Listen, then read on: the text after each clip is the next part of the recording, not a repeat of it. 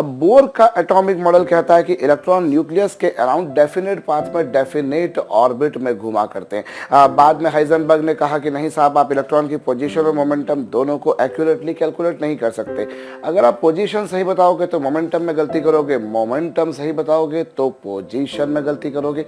ये बात बच्चों हाइजेनबर्ग ने कही, और इसीलिए फिर हम लोगों ने ऑर्बिटल का कॉन्सेप्ट लाया कि वो जगह जहां इलेक्ट्रॉन के मिलने की पॉसिबिलिटी मैक्सिमम होती है उसे हम बोला करते हैं ऑर्बिटल। और उसको और ज़्यादा व्यवस्थित रूप से बच्चों स्क्रॉडिंजर ने एक्सप्लेन किया था। उसी से रिलेटेड बच्चों आगे हम लोग बात कर रहे हैं अभी क्वांटम नंबर्स की। जब हम क्वांटम नंबर्स पढ़ लेंगे तब जाकर ऑर्बिटल या फिर स्क्रॉडिंजर का जो नॉलेज है बच्चों वो और प्रॉपरली हम लोग गेन कर पाएंगे।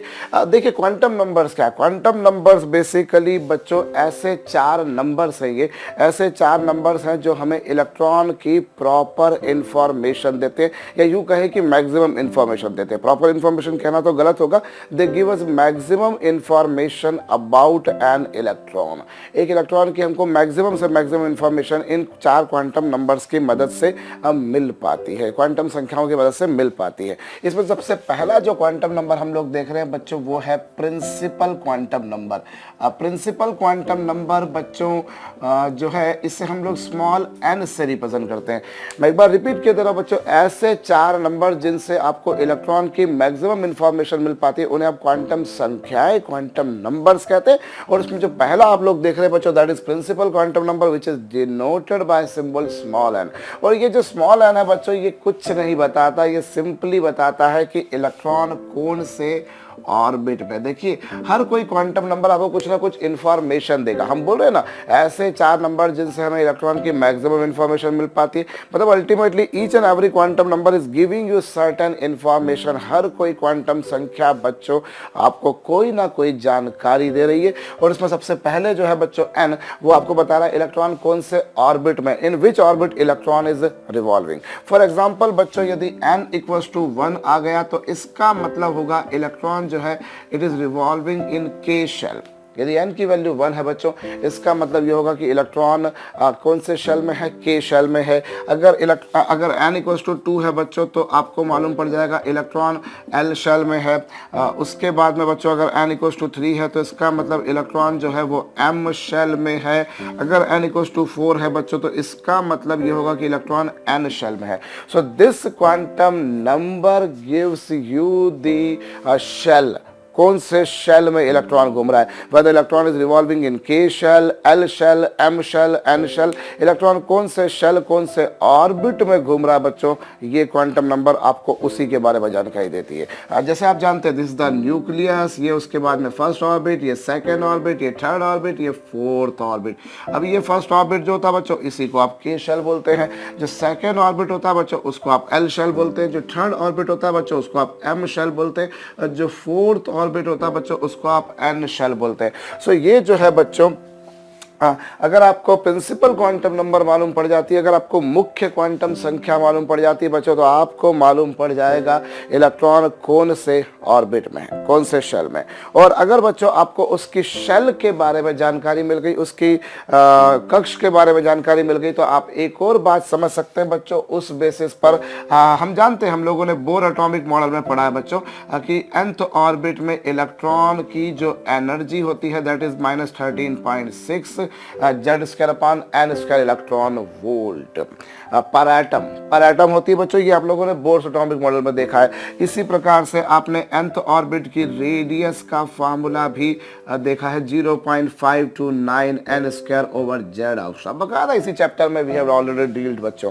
सो ये जो है अगर आपको n मालूम पड़ जाता है, अगर आपको n मालूम पड़ जाता है बच्चों तो उस केस में फिर आपको इलेक्ट्रॉन की एनर्जी भी मालूम पड़ जाएगी। If you know the value of n then you must be knowing energy of electron. If you know the value of n then you must be knowing the radius of nth orbit. nth orbit की आपको radius भी मालूम पड़ जाएगी। So this quantum number is giving us information about orbit, कौन से orbit में है इलेक्ट्रॉन बच्चों। इसके अलावा ये हमें बताता है इलेक्ट्रॉन की एनर्जी। ये जो है बच्चों इलेक्ट्रॉन की एनर्जी बताता है, और एनर्जी के साथ साथ में बच्चों ये बताता है उस ऑर्बिट की रेडियस, जिसे हम दूसरी लैंग्वेज में कहते हैं बच्चों this quantum number gives us the information about average distance of electron, average distance of electron from nucleus. ये क्वांटम नंबर बच्चों हमें ये 3 जानकारी देता है। जो प्रिंसिपल क्वांटम नंबर है, जो मुख्य क्वांटम संख्या है बच्चों, वो हमें ये 3 जानकारी देता है। पहला ऑर्बिट, दूसरा एनर्जी, तीसरा average distance of electron from the nucleus. मैंने इसे एवरेज डिस्टेंस क्यों कहा बच्चों? देखिए, यहाँ एक बात आप लोग जानते हैं कि जो ऑर्बिट होता है बच्चों, इलेक्ट्रॉन की न्यूक्लियस से डिस्टेंस फिक्स नहीं है। In the concept of orbital we have seen that electron की जो डिस्टेंस है बच्चों वो चेंज हो सकती है। इलेक्ट्रॉन एक तितली है जो किसी फूल के चारों ओर मंडरा रही है, तो कभी वो उसके पास आती है, कभी वो दूर जाती है, कभी कहाँ, और वो अक्रॉस द न्यूक्लियस बच्चों पूरे 3 डायमेंशंस में, पूरे त्रिविम में वो कहीं पर भी घूम सकती है। तो उसकी डिस्टेंस लगातार चेंज हो रही है, डिस्टेंस वैरी कर रही है बच्चों। और यही कहता है बच्चों प्रिंसिपल क्वांटम नंबर से हमको n अगर मालूम पड़ गया तो हमें एवरेज डिस्टेंस मिल जाएगी। एवरेज डिस्टेंस, क्योंकि वो डिस्टेंस जो है बच्चों, फिर मैं कह रहा हूं वो वैरी कर सकती है। एक्चुअली में हम एक काम समझते हैं बच्चों, ये जो क्वांटम नंबर्स का जो कॉन्सेप्ट है, इसको कुछ इस तरह से समझिए कि ये एक न्यूक्लियस है। चलिए साहब, ये एक न्यूक्लियस है, इसके चारों ओर इलेक्ट्रॉन घूम रहा है, इसके चारों ओर बच्चों इलेक्ट्रॉन घूम रहा है, और जिस पाथ पे वो घुमा करता है बच्चों उसे ऑर्बिट या फिर शेल कहा जाता है। ये आप लोग देख चुके हैं। अब आप यूं समझिए कि बच्चों इलेक्ट्रॉन एक मोटर बाइक है, एक मोटरसाइकिल है, और ऑर्बिट एक हाईवे है। एक हाईवे जनरली जैसे हाईवे होते हैं 4 लेन का हाईवे, 6 लेन का हाईवे, संभवतः आप सभी लोग जानते होंगे। शायद 8 लेन का हाईवे भी शायद क्या होते ही हैं, इवन 12 लेन के हाईवेज भी अब तो हो चुके हैं। तो इलेक्ट्रॉन जो है बच्चों that is a motorbike, वो एक मोटर बाइक है। और जो ऑर्बिट है दैट इज अ हाईवे। अब हाईवे पे बच्चों, हाईवे खूब चौड़ा होता है, it is very broad and electron can move here here here here here because every highway is subdivided into various lens.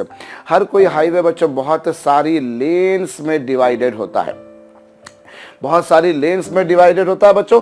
तो यहाँ हमारे पास में क्या है, ये हमारे पास में न्यूक्लियस, इसके चारों ओर इलेक्ट्रॉन घूम रहा है। तो उसकी डिस्टेंस बच्चों कभी ये हो सकती है, कभी ये हो सकती है, कभी ये हो सकती है, because it is free to move everywhere on this highway. वो इस हाईवे पे कहीं पर भी हो सकता है, और अगर वो कहीं पर भी हो सकता है तो उसकी डिस्टेंस नेचुरली वैरी करेगी। भैया कभी डिस्टेंस कम आएगी, कभी डिस्टेंस ज़्यादा आएगी, कभी डिस्टेंस और ज़्यादा आएगी, कभी डिस्टेंस और ज़्यादा आएगी, कभी डिस्टेंस बहुत ही ज़्यादा आएगी। तो दिस डिस्टेंस इज वेरिएबल। तो इसीलिए हम बोलते हैं बच्चों एवरेज डिस्टेंस, एवरेज डिस्टेंस। सो बच्चों if you know the value of n, अगर आपको n मालूम पड़ जाता है, यदि आपको मुख्य क्वांटम संख्या, इसे हिंदी में बच्चों मुख्य क्वांटम संख्या कहा जाता है। So if you know the value of मुख्य क्वांटम संख्या, then you will be able to know the orbit in which electron is revolving, you will be able to know its energy, and you will also be able to find out its average distance from the nucleus. As such बच्चों undoubtedly these two expressions are applicable only for uni electronic species, for single electronic species. हम लोग Bohr's atomic model में देख चुके बच्चों, ये जो model है ये सिर्फ उन एटम्स या उन आयंस के लगता है जिनमें एकमात्र इलेक्ट्रॉन हो, जैसे कि हाइड्रोजन, जैसे कि हीलियम प्लस, जैसे कि लिथियम 2 प्लस। तो बोल सकते हैं बच्चों कि अगर वो जड़ अगर 1 नहीं रहा, अगर मान लीजिए अगर नंबर ऑफ इलेक्ट्रॉन 1 नहीं है तब तो नहीं मालूम पड़ पाएगा। अगर भाई एक ही इलेक्ट्रॉन हो तो ही हो पाएगा, अदरवाइज नहीं हो पाएगा। बिल्कुल सही बात है बच्चों। लेकिन अभी आगे चल के हम लोग जब पीरियोडिक टेबल चैप्टर पढ़ लेंगे, आवर्त सारणी जो है बच्चों, तब आप लोग देख लेंगे कि फिर हम किसी और एटम के लिए भी लगा पाएंगे, भले उसमें एक इलेक्ट्रॉन ना भी हो। Some modification has to made, afterwards you will be able to proceed. तो चलिए बच्चों हम यहाँ पर देखें तो जैसे जैसे हम न्यूक्लियस से दूर जा रहे हैं न्यूक्लियस से दूर जा रहे हैं, तो बच्चों वैसे वैसे n की वैल्यू ऑब्वियसली बढ़ती जाएगी। यहाँ पर n की वैल्यू 1 मतलब k shell, n equals to 2 मतलब l shell. So this quantum number will be giving you the information about an orbit, energy and average distance of electron from the nucleus. दो ये बात बच्चों। अच्छा एक बात और भी है कि अगर आपको n मालूम पड़ जाता है, यदि आपको मुख्य क्वांटम संख्या मालूम पड़ जाती है बच्चों, तो आपको एक और जानकारी मिलती है। क्या जानकारी मिलती है? आपको उस ऑर्बिट में कितने इलेक्ट्रॉन्स हो सकते हैं। You must be knowing in the earlier classes you people might have seen that N orbit can accommodate at most 2n² electrons. एक ऑर्बिट बच्चों अधिक से अधिक 2n² इलेक्ट्रॉन्स रख सकता है, संग्रहित कर सकता है। जैसे के शेल में मैक्सिमम से मैक्सिमम कितने इलेक्ट्रॉन्स आएंगे बच्चों? 2 × 1 का स्क्वायर मतलब 2। सेकेंड ऑर्बिट यानी कि एल शेल में बच्चों 2 × 2 का स्क्वायर मतलब 8। थर्ड ऑर्बिट में मतलब 2 × 3 का स्क्वायर इंटू मतलब 18। फोर्थ ऑर्बिट में बच्चों 2 × 4 का स्क्वायर मतलब 32। N orbit can accommodate at most 2n² electron. इसे 2n² रूल भी कहा जाता है। संभवतया आप ये बात जानते होंगे भैया। इसे 2n², छोटी क्लासेस में आप लोगों ने पढ़ा होगा, पहले भी पढ़ा होगा। अब ये एक प्रश्नवाचक चिन्ह जरूर है बच्चों, जो बहुत कम लोग सोचते हैं अनफॉर्चुनेटली, कि N orbit can accommodate at most 2n² electrons. The thing is that why, क्यों, ऐसा क्यों? एक ऑर्बिट अधिक से अधिक 2n² इलेक्ट्रॉन ही क्यों रख सकता है, उससे ज्यादा क्यों नहीं? फर्स्ट ऑर्बिट की जो कैपेसिटी है वो केवल 2 ही इलेक्ट्रॉन की है, सेकंड की 8 की है, थर्ड की 18 की है, चौथे की 32 की है। ऐसा क्यों? ये अनफॉर्चुनेटली बहुत कम लोगों को पता होता है। हम लोग बच्चों इसी चैप्टर में आगे चल के डेफिनेटली पढ़ेंगे कि ऐसा कहां से आया। बट अभी के लिए हमें यह ध्यान रखने वाली बात है बच्चों की yes, this quantum number gives us an idea कि किसी ऑर्बिट में आपको n मालूम पड़ जाएगा तो नेचुरल बात है बच्चों आपको ऑर्बिट की इलेक्ट्रॉन की कैपेसिटी भी मालूम पड़ जाएगी।